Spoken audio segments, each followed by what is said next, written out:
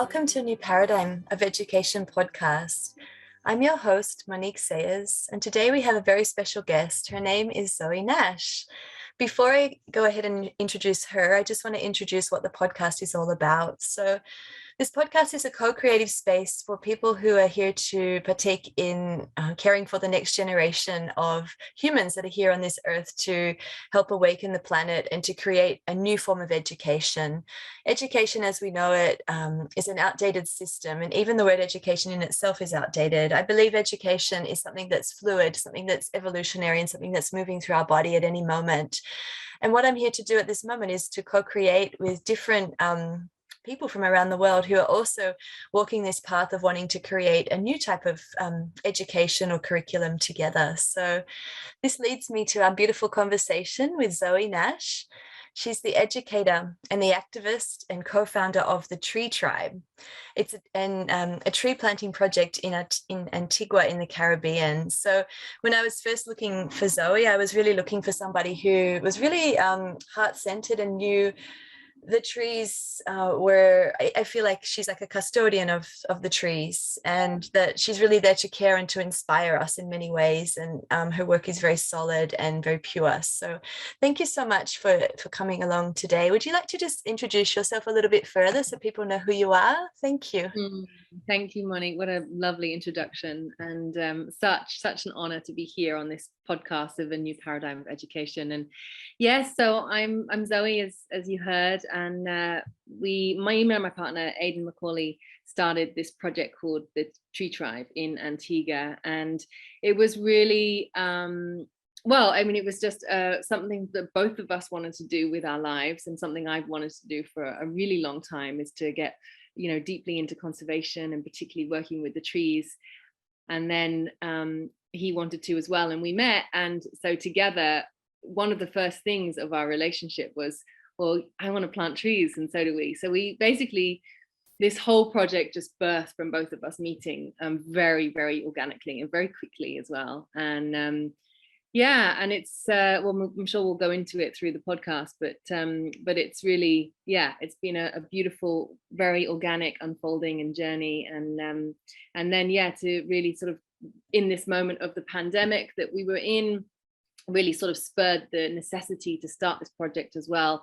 And then and for me as well, wanting to bring it into the schools here in Antigua and really create a new education format as well, of much more about teaching about the earth and the need to conserve it.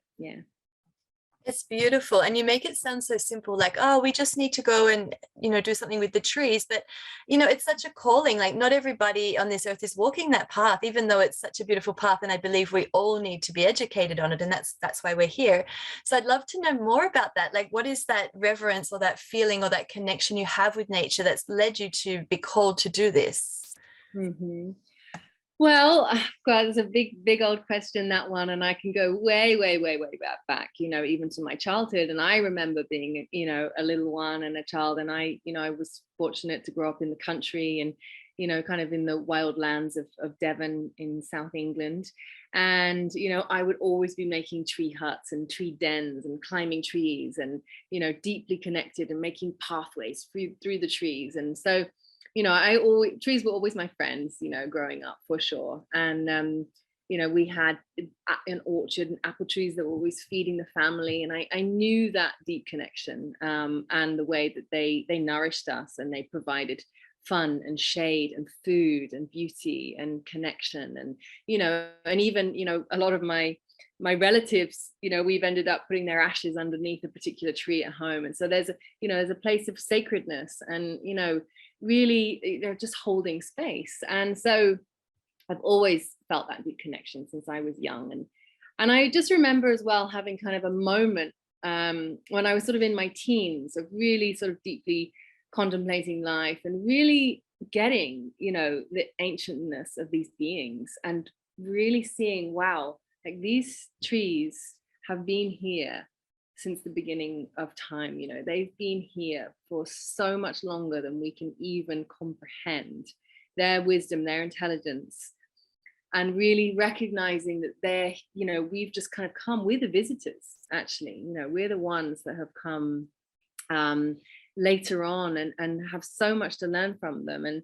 And so this, inquiry and this relationship with trees has, carried me through my life. And I studied Chinese medicine, so really drawing on the ancient principles of Taoism, which is all about the connection with nature, and being as us as the microcosm of the macrocosm, understanding the cycles, the elements, the seasons, so all of this is interwoven in my work, and also how we see the human body and manifests of even our emotions, and everything is interconnected with this. And then I love to volunteer. I've done lots of volunteer work in acupuncture projects in different places around the world, but something I really wanted to do was work with nature. I really, really wanted to give back, especially in the world that we are in today, and really seeing that that's the source of everything, of this harmony of, the human mental well-being, the spirit,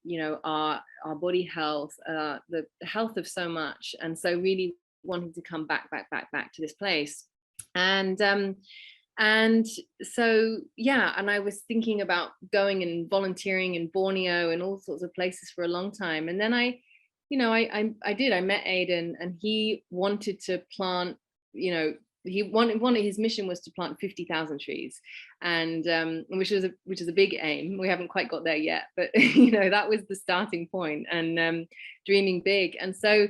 And we met, and the possibility of both of us coming together, and and being here in Antigua, and the connections that he has even through the government, and the possibilities, it burst, and we made it happen.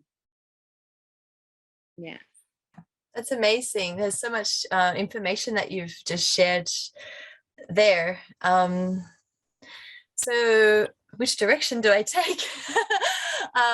So when you're saying around the project, maybe we can talk a bit about the project, and then I'll go back. I have some questions about trees that I think would be useful for myself as an educator, and for parents, and just myself as a citizen of society, if you want to call it that way. I know that sounds kind of formal, but I have questions around that. But first, I feel like I've been led in this direction now to ask you, this project, it sounds huge, 50,000 trees, really? And that's amazing.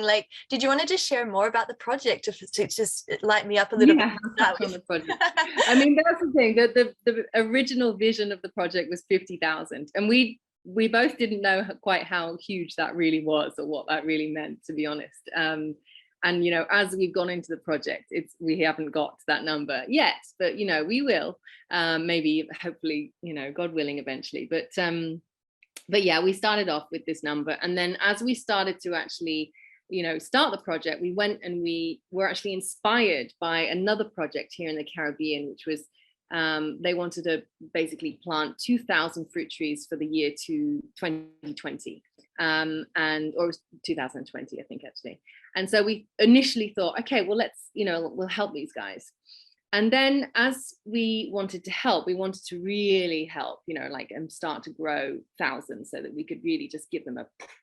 And we went and we spoke to the Ministry of Agriculture in Antigua, and she connected us into the forestry unit, and they were really excited here. They were like, yes, we really need this. Antigua needs this, but it's having the funds and the resources to be able to do such a thing. And so basically, we said, okay, well, let's start this. And we had some land, and were able to actually, basically, one of their bigger problems was water, and also grow bags from the government, because those are the things that cost money. And so we managed to source some biodegradable grow bags and really kind of get this thing started. And then we were already rolling, and we realized that we needed our own project, because we already, things were happening quite quickly in quite a big way. So we started the Tree Tribe, and what we did was actually we grew, it was probably about 5,000 trees to start with, and then we gave away over 1,000 in March last year. And so, because one of our stumbling points was, okay, we're growing thousands of trees, but where are we going to put them? And we were talking to the government about putting them in the watershed area, which is a wetland in Antigua, because obviously once you plant trees, they need to be maintained. They need to make sure that the livestock's not going to eat them, that the area is not going to be used for development, that they're going to have water, all of these pieces. which was actually quite a big hurdling point. So we said, okay, to start with, let's give them away. And then that gives food sovereignty to the local people. It means these trees go into people's backyard. So they're being taken care of, they're being watered, they're being loved.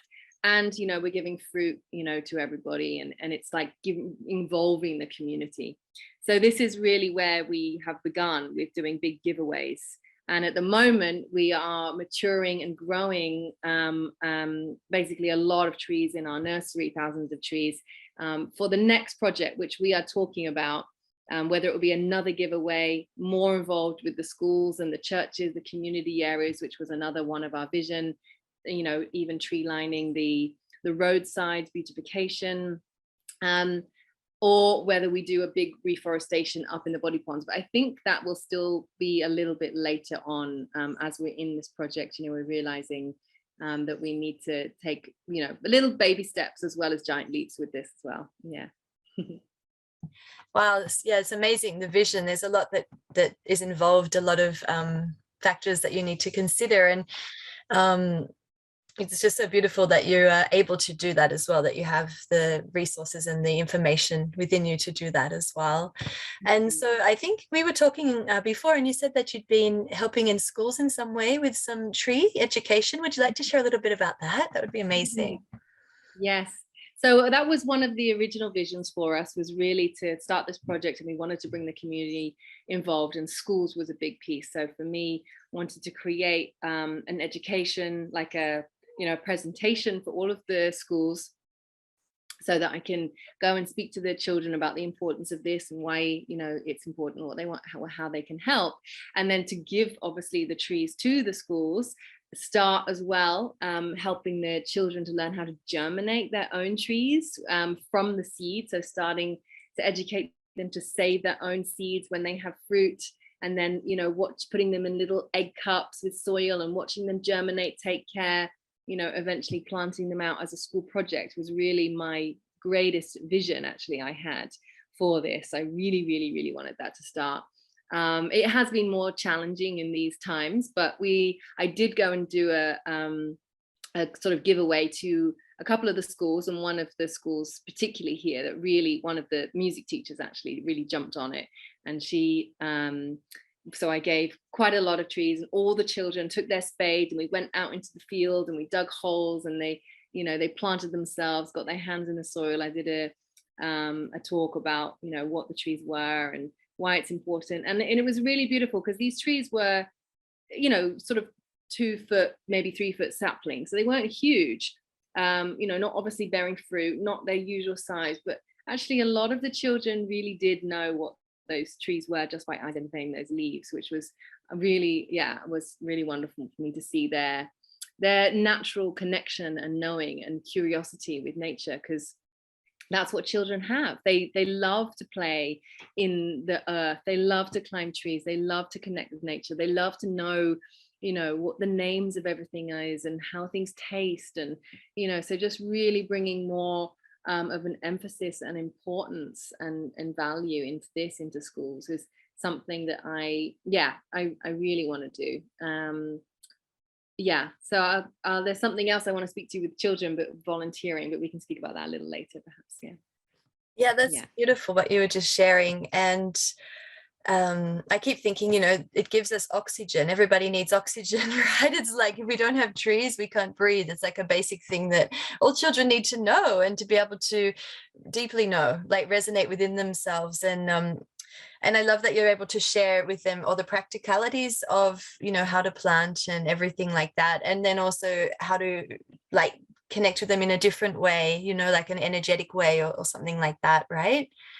Would you mind to share maybe, like, because you were just saying this really amazing idea about like that we should, not that we should, but it's an idea that we could take our seeds from our fruits in our house or something and put them in little egg cups. I really love this idea. Could you just explain that again, like, so we can take that down as an idea? Yeah, absolutely. I'd love to. So this is really how I started germinating a lot of the trees that we have in the project. Was to I've grown thousands of trees in our project from seed, from the fruit that we've eaten, basically started off for example, having a soursop.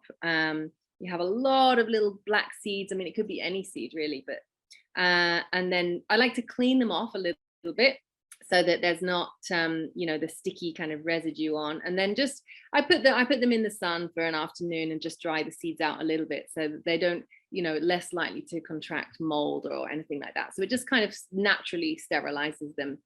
And then basically, because seeds, to germinate, they actually like dark, moist environments. And so it's really beneficial, I find, to get your egg cups, fill them up with soil, and then in each little egg cup hole, you put one seed. And then you make sure that the soil stays nice and moist. You close the egg cup lid, and then you can cover, where they are outside, maybe with like a kind of little tarp or plastic sheeting or something, so that it also keeps the moisture in. And obviously your egg cups are protected from the environment or rain, which will then end up making the egg, the boxes all soggy.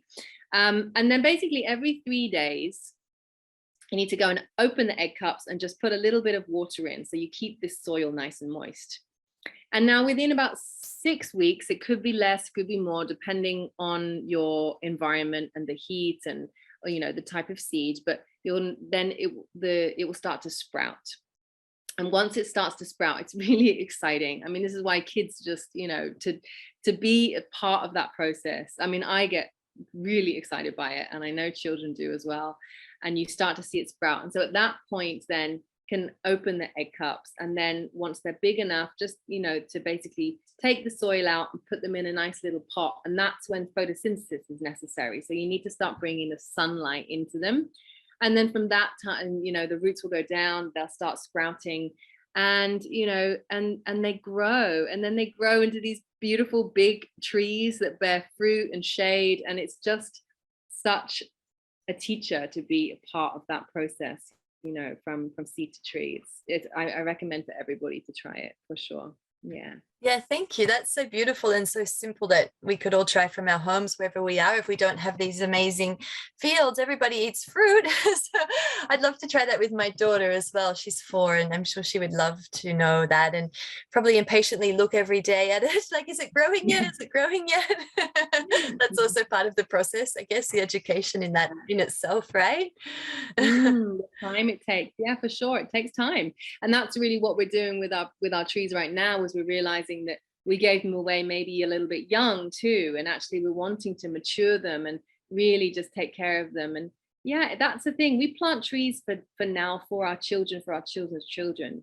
Planting trees is not about instant gratification or having trees in your backyard necessarily for our generation to enjoy. It's really for the children, and that is the key piece to this. Actually, is like, the shade that we're sitting under now is because the last generation planted, our ancestors took care. And trees take maybe 30 years, 20 years, 30 years longer to get fully mature. So yeah, we need to do it now.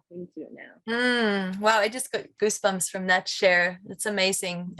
The generations being passed, like the energy being passed from generation to generation, and the feeling of what you're saying, the ancestors, they really are our ancestors. So I just really resonated with what you were sharing just then around that. That's amazing. I'd like to ask you too, you describe stewards of the earth. Would you go into a little bit about that? Because I know I would love to know more about this type of education and connection with the earth, and how we can kind of also embody that ourselves, and then also kind of show our children or lead our children in that way, even though they probably do that. Just you know where I'm going. Yeah, for sure.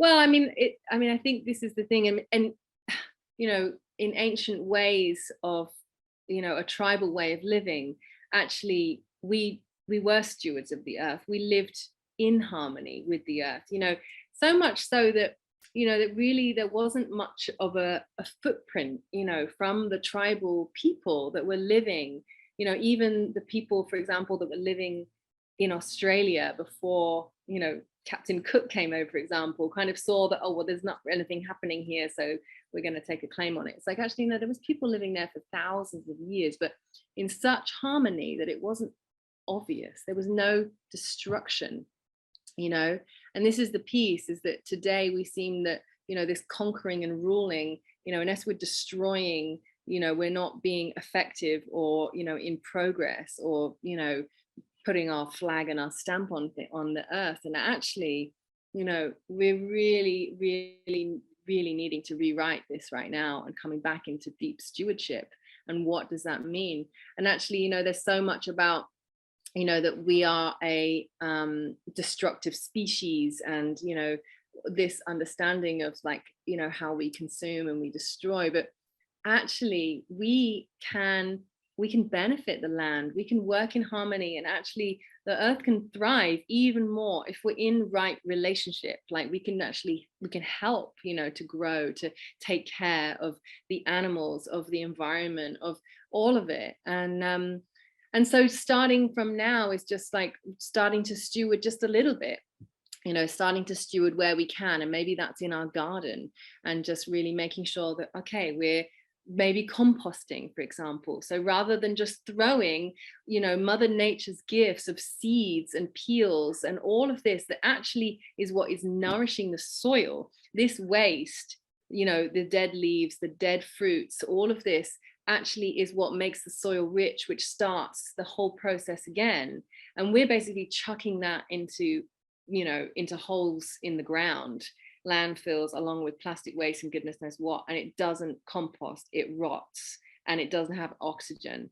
So we're just throwing our soil away, you know. So even just, yeah, starting to steward from our kitchen, starting to compost, you know, starting to take care, yeah, you know, plant trees, making sure that we are actually, you know, taking care of our water, we're not polluting, we're not using aggressive chemicals, that we're really, you know, taking everything into account, and protecting the land, you know, stewarding it in a way that's actually, that it's these trees are our family, these creatures are our family, you know, like how can we provide protection, and really take care. Yeah, that's what I feel. Mm-hmm.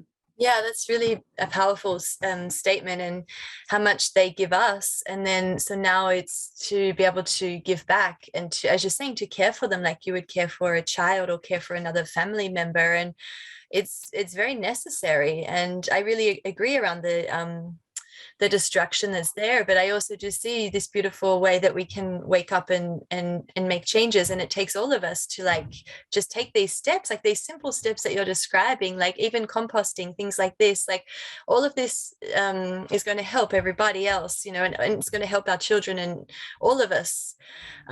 So with composting, do you have any tips for people in their homes, what they could do, like to get started with that? Yeah, well, I mean, it's definitely, if you have a garden, which is how I've always done it, because you know, that's my experience. And so really you don't need anything too crazy. You know, maybe you just layer the ground with a little bit of hay or straw or something, and then you just start. And you basically, for composting, you need we call it greens and we call it browns. And basically the greens is the nitrogen, and the browns are the carbon. And so you need both. And so you need, like, greens is like scraps, is grass clippings, is coffee, is manure, all of these things. And then you need your browns, which is basically like dried leaves and twigs and things like this. So that's obviously plentiful in the garden. You just layer it, layer, and then you leave it for a little while, maybe 2 weeks, so it can get nice and hot in the middle. And this is where it starts to compost. You also need to keep it moist, so it needs water as well.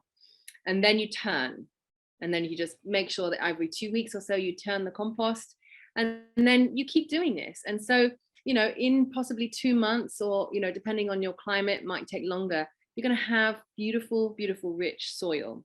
And it doesn't smell, it doesn't attract rodents if you do it properly, making sure you're not putting meat or, you know, any nasty things that are, you know, organic material is, and it works. The earth just transforms it absolutely beautifully and incredibly.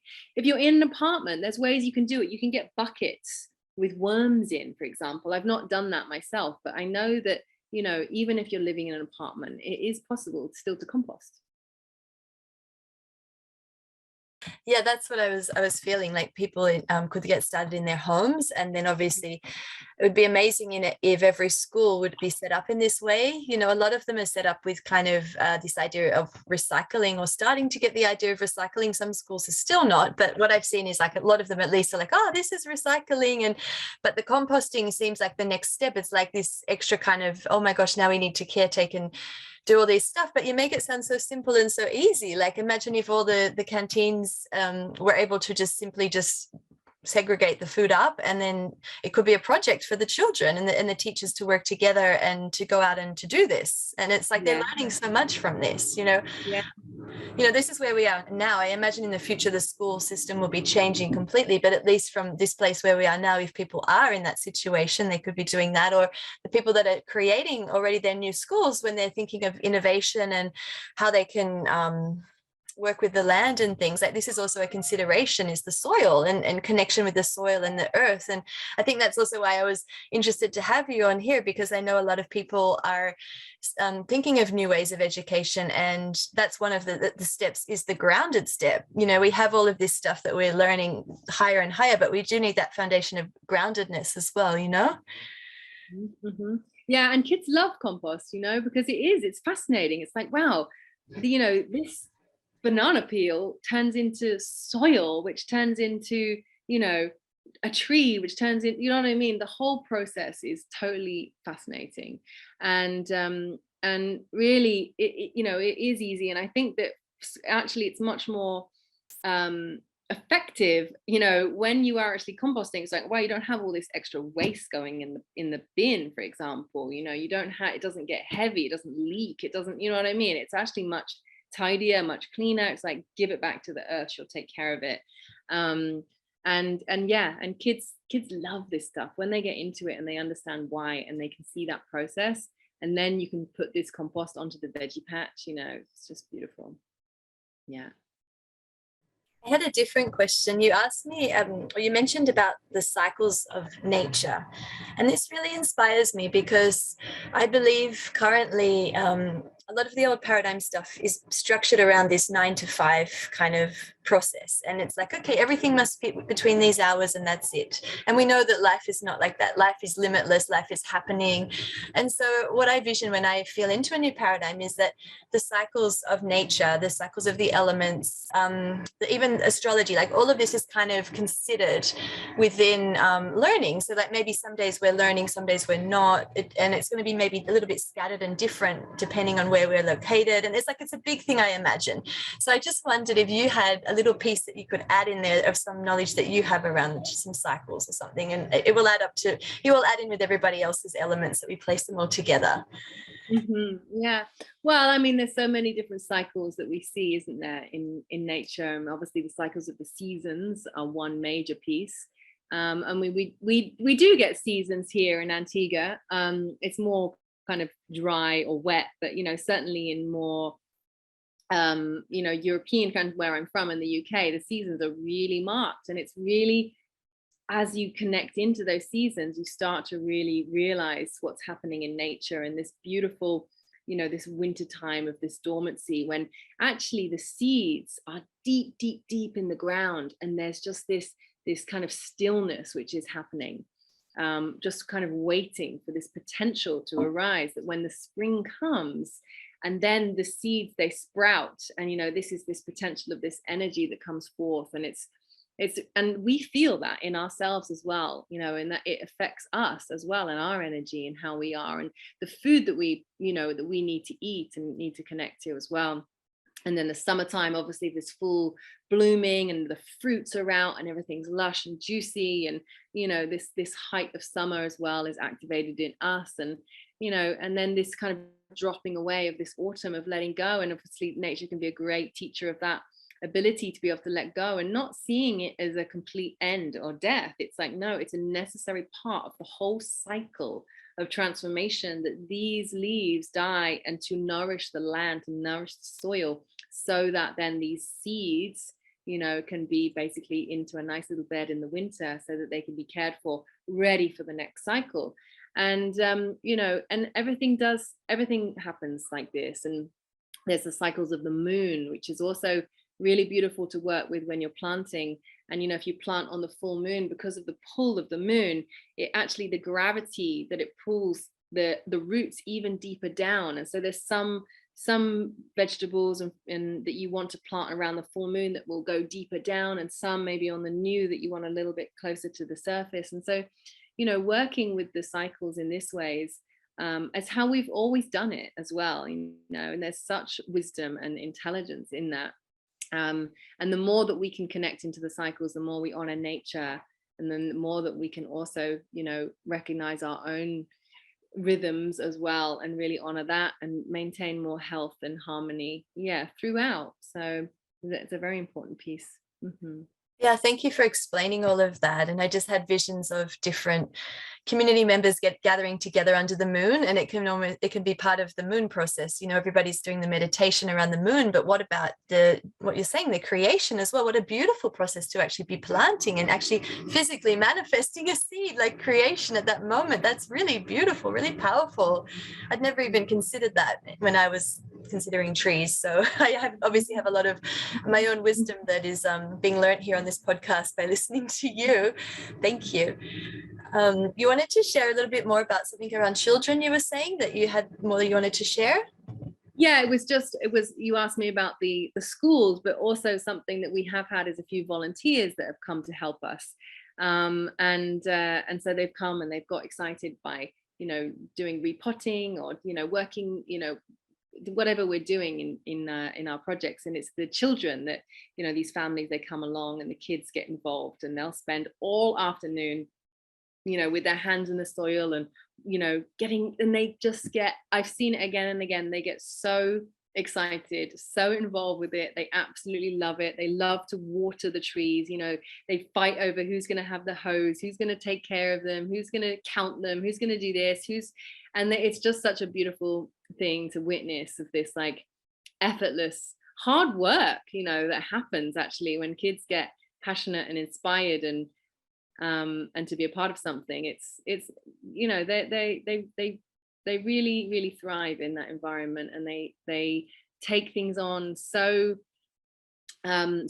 beautifully as well. And actually, they can teach us so much, because the questions that they ask, we even as adults sometimes might wonder, oh, actually, how does that work? Or actually, what is this one? Or, and so they can actually, bring this beautiful curiosity and this thirst of wanting to know as well, into us too. And I really saw that when I was working with the children. Yeah, totally. That's what I love about them. They're waking us up every moment with their curiosity and excitement, like you're saying. I have a question for myself, and maybe for others who are interested as well. Like, if I want to deeply connect with a tree, can I talk to the tree? It's a serious question. Yes, definitely. Absolutely. They for sure. The trees really, they do listen, and they are, in shamanism, and, they're tree people, they really, and they do speak, and they can receive, what we want to share as well. And if we deeply listen, we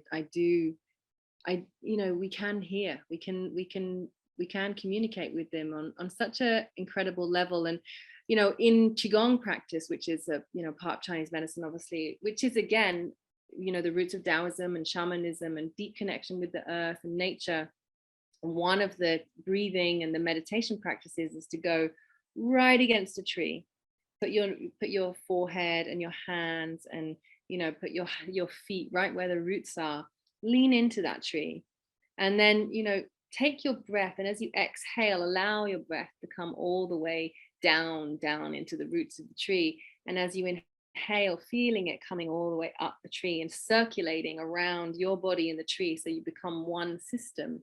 And this, it's so healing, it's so beautiful, it's so restorative. And and then that you start to connect, and to find a tree as well. Like, there's some trees that we resonate with, and there's some trees that talk to us, and they're finding your tree as well, or few, depending on the place, so that you can go to that tree when you need to. You can go and you can share, and you can be with that being. Very, beautiful, powerful ally. Thank you for sharing that. I just had an image of us all there in the forest with our children, and the children like just naturally knowing and just running up to a certain tree that they love, and then they Mhm. just know like already which one they want and which one wants them, and they're able to connect. That's so beautiful. And thank you for Yeah. sharing about the breath as well with the tree. I've always heard of people who are doing tree hugging, and myself, I resonate a lot with the trees, and I can feel their energy, and sometimes I can feel the leaves are sharing information, and I as I'm walking or looking at them, I feel energy coming from them, and I can connect in that way. But I've never actually done the guided breath with the tree, so that's going to be something myself I can inquire around, and then also use that within education as well as another thing that we can share information with children if that's what they're wanting to learn about as well, like, because we teach meditation in so many different ways, but why not also deeply connected with nature? This is a beautiful aspect to share. Yeah. So beautiful. I love it. Mm-hmm. Yeah, breathing with the trees, it's very healing. And calming for children. They love it, and they do, like you say, they do it naturally too, right? Yeah, totally. Thank you for that. Yeah. So with your project that you're working on at the moment, is there anything that we can do to serve you to serve the trees? Like, is there a way we can be involved in your project, or how does that work? Well, I mean, we used to want to create funding, but we're not going down that road right now, to be honest with Okay. you. Okay. So I think just support, and I think certainly from a global sense, I think that just obviously supporting our project and on social media is always beautiful to bring energy and to share. We share a lot about all sorts of things on there and how to do composting and bits of inspiration and poetry, as well as just what the project's doing. So that's always welcome to be a part of that community, whether on Instagram or Facebook. But where people can find you, seeing as you've mentioned that, like, where do people look for you? Yeah, for sure. Let me just so I get it right, I'm gonna just check here. Obviously the website is the treetribe.com, which is easy to remember, and you can actually get onto all the social media handles from there. But if you wanted to go onto Instagram, it's the.treetribe. Okay. And then on Facebook, it's the Tree Tribe Antigua. So there's a few different. If you go on the website, you can probably just link onto the social media handles there. And then in regards to if there's people in Antigua, because obviously this is quite a island-based project right now as well. We're definitely looking for more pots. We're looking possibly even for people if they want to host nurseries, to actually, so that we can grow, and they would actually be the caretakers of maybe 50 or more trees, and they can water them and take care. These are the kind of helps that we're wanting right now, for sure. And then obviously volunteers for when we do big repots and plants as well is always welcome. And if you were coming to this area, then look us up and come and help for an afternoon. Yeah, people could bring along their whole family. You could have a family project. Yeah, great. And we love it. Yeah. Whoever, without a family, with a family, whoever has that calling within them, right? So beautiful. And then just start yourself. That's really the intention of this project, is to inspire people to be able to do something like this themselves. So save your seeds. If you're ever following Vandava Shiva, she's really all about saving the seeds, and I really see this importance of like making sure that we are, rather than, even don't put your seeds in the compost, even if you're not going to germinate them, collect your seeds and go throw them in the ground. Don't put them in the bin. And just little things like this, I think, is what we're really wanting to share with the world, and wanting to help to spread the message of. Yeah, that's amazing. Thank you so much. And we can always come to you and your website for some more resources and some more ideas around what we can do. But I feel like we've already spoken a lot around some of the basics to do within the home, and then also the energetics of connection of the trees and everything like that. I feel really grateful to have connected with you and to have learned how we can bring this wisdom, this necessary wisdom, as part of this paradigm and all paradigms, like as part of life. Yeah, because we need it. We are really, we're in this time of huge deforestation, of destruction of the earth, of massive climate crisis, and we really need to wake up, and we need to do more as a species, as a collective, as communities, as individuals, to make a difference. Planting trees is one thing that we can do, and the power in that, and the possibility when nature can thrive.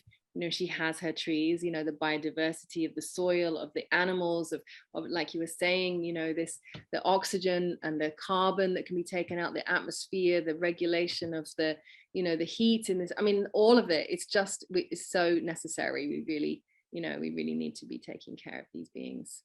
Yeah, no, thank you so much. And I also just then had the vision of also the schools in the future being more and more schools of the future being built from recycled products, old trees that have fallen, or I don't know, recycled materials. Like there's so much that can be done. It's just, I guess, placing the time and the energy into doing that rather than just walking to a shop and just creating from that place. Like it's just shifting the focus of, well, what can I do to I don't know, what can I do exactly, to reuse, reduce, recycle, all of those basic principles that we're taught as words, but are we really doing it? Like I think I'm speaking to myself here as much as everybody else. Like what else can I be doing just in my home? What else can I be doing in a school?